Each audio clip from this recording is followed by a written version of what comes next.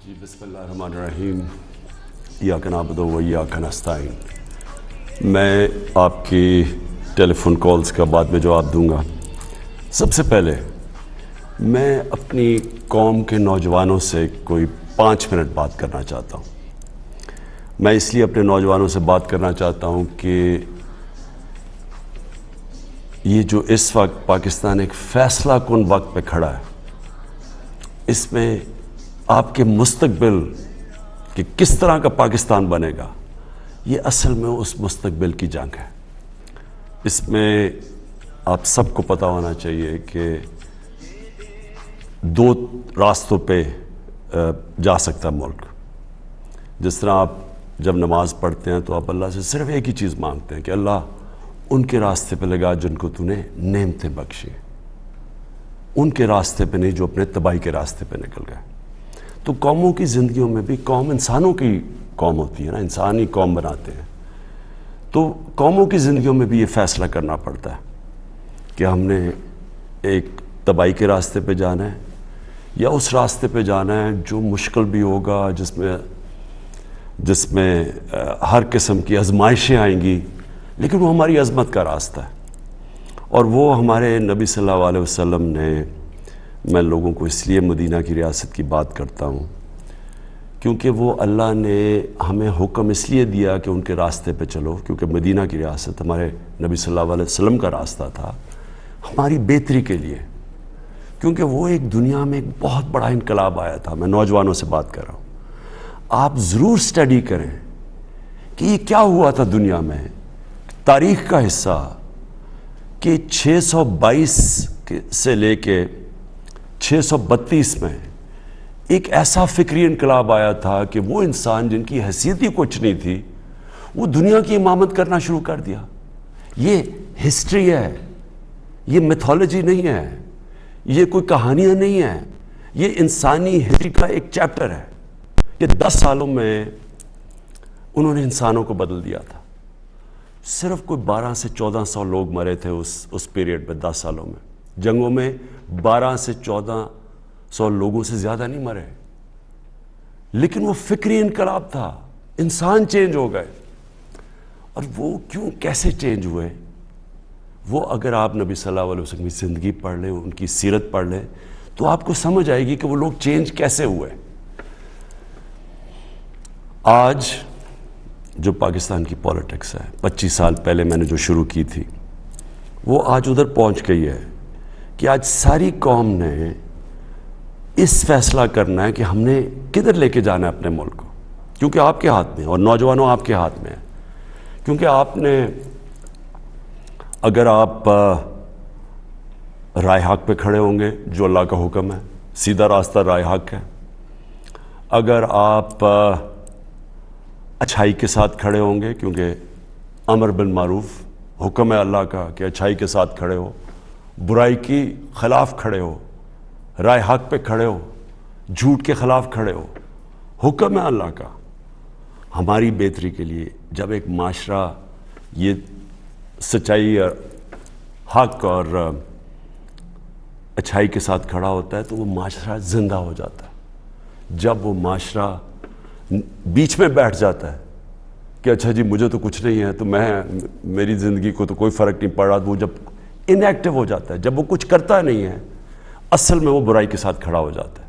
جب وہ نیوٹرل ہوتا ہے اچھائی اور برائی کے بیچ میں، وہ برائی کا ساتھ دینا شروع ہو جاتا ہے اور وہ معاشرے کی تباہی ہوتی ہے۔ جس طرح میں بار بار مولانا رومی کو کوٹ کرتا ہوں، جب انہوں نے کہا کہ ایک قوم تب تباہ ہوتی ہے جب اچھے اور برے کی تمیز ختم کر دیتی ہے۔ وہ ختم کب کرتی ہے؟ کہ جب وہ نیوٹرل ہو جاتی ہے، فیصلہ ہی نہیں کرتی۔ جب دیکھ رہی ہے کہ ایک طرف ملک کے اوپر کتنی بڑی سازش ہے، اور ثابت ہو گیا سازش کہ بکروں کی طرح نیلامی ہو رہی ہے سیاستدانوں کی جو ملکی لیڈرشپ ہے، اور ان کو خریدا جا رہا ہے ایک گورنمنٹ کو گرانے کے لیے۔ باہر کی سازش، باہر سے سازش شروع ہوئی، یہاں میر جعفر اور میر صادق بیٹھے ہوئے ہیں سودا کرنے کے لیے، اپنے ذاتی مفادات کے لیے، ان کے ساتھ مل کے اور گورنمنٹ گرائیں۔ تو آپ ساری قوم کے پاس، نوجوانوں آپ کے لیے خاص طور پہ، آپ کے پاس یہ نہیں کہ آپ چپ کر کے بیٹھے رہیں، آپ کو فیصلہ کرنا ہے، جو بھی آپ سمجھتے ہیں اچھائی کی طرح برائی کی طرح آپ کو فیصلہ کرنا ہے، لیکن آپ چپ کر کے اگر بیٹھیں گے آپ برائی کا ساتھ دیں گے۔ میں یہ چاہتا ہوں کہ آپ سب احتجاج کریں، آپ سب اپنی آواز بلند کریں۔ یہ جو سازش ہو رہی ہے میرے لیے نہیں، اپنے مستقبل کے لیے۔ اگر یہ کامیاب ہو جاتے ہیں تو یہ کیا ہوگا؟ اس کا مطلب کہ کسی باہر کی قوت کو اگر ملک کی لیڈرشپ نہیں پسند، ملک کا پرائم منسٹر نہیں پسند، تو کیا وہ 15-20 ارب روپیہ خرچ کر کے گورنمنٹ کرا دے گا؟ ایک نیوکلیر آرم پاکستان کی لیڈرشپ چینج ہو سکتی ہے۔ باہر کی قوت تھوڑے پیسے دے، ان کو بکروں کی طرح خریدے، ضمیر فروشوں کو، اور گورنمنٹ کرا دے۔ تو یہ تو آگے اس ملک کا تو کوئی مستقبل نہیں ہے۔ اور آپ کو، میں نوجوانوں اس لیے کہہ رہا ہوں، آپ کو کوئی مستقبل نہیں ہے اس پاکستان میں، تو کوئی مستقبل نہیں ہے آپ کا۔ اس لیے تو جو زیادہ پڑھ لکھ لیتا ہے وہ باہر چلا جاتا ہے، لیکن یہ آپ کا ملک ہے، اس کے لیے آپ کو لڑنا پڑے گا۔ اور جب میں کہتا ہوں احتجاج، یہ آپ کا حق ہے۔ میں ایک زندہ معاشرے کی بات کر رہا ہوں، برطانیہ زندہ معاشرہ، کیونکہ میں یونیورسٹی بھی وہاں گیا اور میں بڑے اچھی طرح اس معاشرے کو جانتا ہوں۔ جب انہوں نے ناجائز طریقے سے جھوٹ بول کے ویپنز آف میس ڈسٹرکشن کا نام لے کے عراق کے اوپر حملہ کیا، تو 20 لاکھ لوگ نکلے احتجاج کرنے کے لیے، پرامن احتجاج، کوئی گملہ نہیں ٹوٹا، کوئی توڑ پھوڑ نہیں، پرامن احتجاج، کیونکہ انہوں نے کہا یہ آپ غلط کر رہے ہیں، یہ برائی ہے کہ جھوٹ بول کے کسی قوم کے اوپر حملہ کرنا۔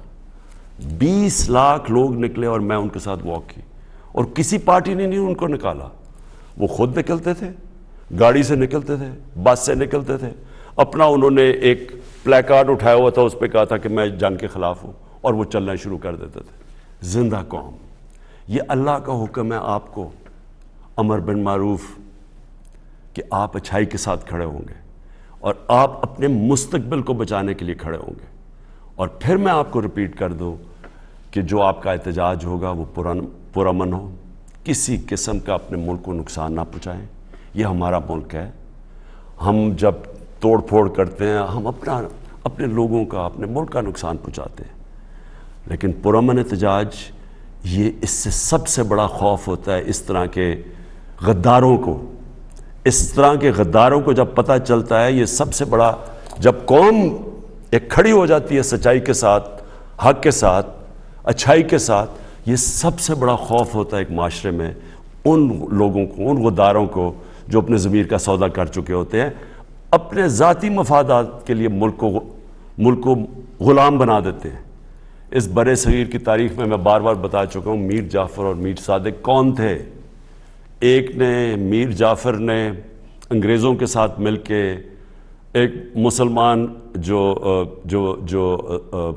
حاکم تھا سراج الدولہ، اس کو میر جعفر نے انگریزوں کے ساتھ مل کے گرایا، اس کو فائدہ ہوا ذاتی طور پہ، اور قوم ان کی غلام ہوگی۔ اور جو مشکلات گزری وہ بنگال کے، اس کے بعد آپ تاریخ پڑھیں، جو لوگوں کا انہوں نے خون چوسا، اور اسی طرح ٹیپو سلطان کو گرانے والا انگریزوں کے ساتھ مل کے میر صادق تھا۔ تو کبھی تاریخ ان کو نہیں بھولی، ان غداروں کو۔ اور تاریخ، میں یہ چاہتا ہوں کہ تاریخ ان غداروں کو نہ بھولے۔ پاکستان کی تاریخ یہ سمجھتے ہیں کہ جی لوگ تھوڑی دیر میں بھول جائیں گے۔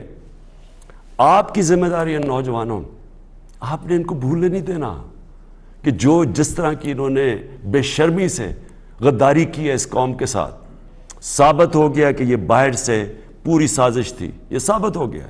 ہمارے پاس نیشنل سیکیورٹی کمیٹی نے، کیبنٹ نے، سب نے وہ ڈاکیومنٹ دیکھ لیا ہے۔ پارلیمنٹ کی جو سیکیورٹی کمیٹی کی کمیٹی ہے، اس نے یہ دیکھ لیا ڈاکیومنٹ۔ یہ جو میں آپ کو کہہ رہا ہوں یہ آفیشیل ڈاکیومنٹ ہے کہ عمران خان کو اگر آپ ہٹائیں گے تو امریکہ کے تعلقات آپ سے اچھے ہوں گے۔ اگر جیسے آپ عمران خان کو ہٹائیں گے آپ کو معاف کر دیں گے، جو بھی آئے گا کوئی نہیں آئے گا۔ ان کے ساتھ سازش جن کے ساتھ ہوئی، پہلے سے ہی پتا ہے کہ عمران خان ہٹے گا تو وہ شہباز شریف جو اچکن سروائی ہوئے وہ پہنچ جائے گا۔ جس کے اوپر اربوں روپے کے چوری کے کیسز ہیں، وہ پہنچ جائے گا اور اس کے بعد ہمارے تعلقات ٹھیک ہو جائیں گے، یعنی کہ وہ وفاداری سے ہماری غلامی کرے گا۔ اس نے کل ٹی وی پروگرام میں کیا بھی دیا ہے، بیگرز آر ناٹ چوزرز۔ اس کا کیا مطلب ہے کہ جو غریب لوگ یا جو مانگنے والے ہوتے ہیں وہ غلام ہوتے ہیں، یعنی اس نے 22 کروڑ لوگوں کو غلام بنا کے رکھ دیا کہ پہلے سے تیار ہو گیا کہ ہم تو کیونکہ ہم بڑے غریب ہیں۔ تو اس سے کوئی پوچھے کہ یہ غربت آئی کیسے ہے؟ 30 سال سے تو آپ باریاں لے رہے ہیں، تو کس نے ملک کو غریب کیا ہے؟ اور کیونکہ ہم غریب ہیں تو ہم غلامی کریں۔ ان کا وہ ایک خواجہ آصف وہ سٹیٹمنٹ دیتا ہے کہ جی پاکستان لائف سپورٹ مشین پہ ہے، اس لیے ہمیں امریکہ کی غلامی کرنی پڑے گی۔ لائف سپورٹ مشین نے کس نے ڈالا ہے پاکستان کو؟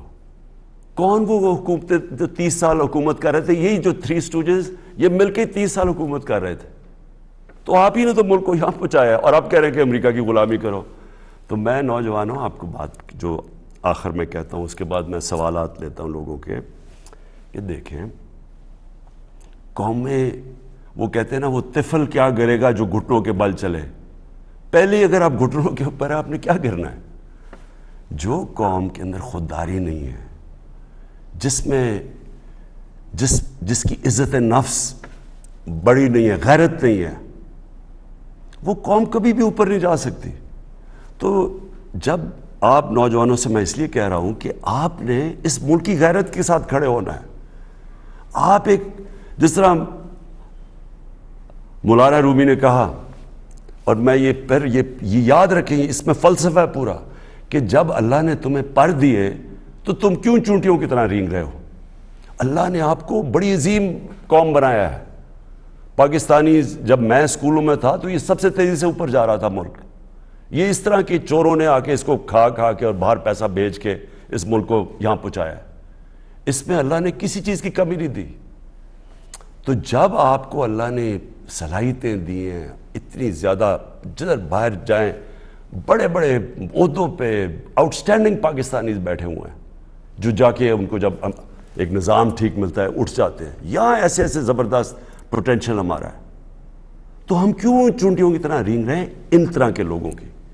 جب ایک قوم کو اس طرح کے حکمران مل جائیں جن کا صرف مقصد ہو کہ اپنی چوری کرو، چوری کا پیسہ باہر بھجواؤ، باہر کا پیسہ پڑا ہو جن ملکوں کے اندر، آپ کی کبھی جرت نہیں ہوگی کہ ادھر سے جو وہاں سے حکم آیا آپ نہ مانیں، کیونکہ وہ آپ کا پیسہ ضبط کر لیں گے، جس طرح آج روسیوں کے پیسے اور ان کی پراپرٹی ضبط کی جا رہی ہیں۔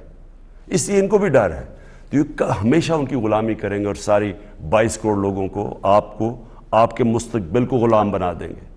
تو میں چاہتا ہوں کہ آج اور کل میں آپ سب کا چاہتا ہوں کہ آپ احتجاج کریں، آپ اپنے ملک کی ایک آزاد خوددار پاکستان کے لیے، ایک آزاد خوددار پاکستان جس میں آپ کا مستقبل ہے، اس کے لیے میں سب کو چاہتا ہوں کہ پرامن آپ سب احتجاج کریں۔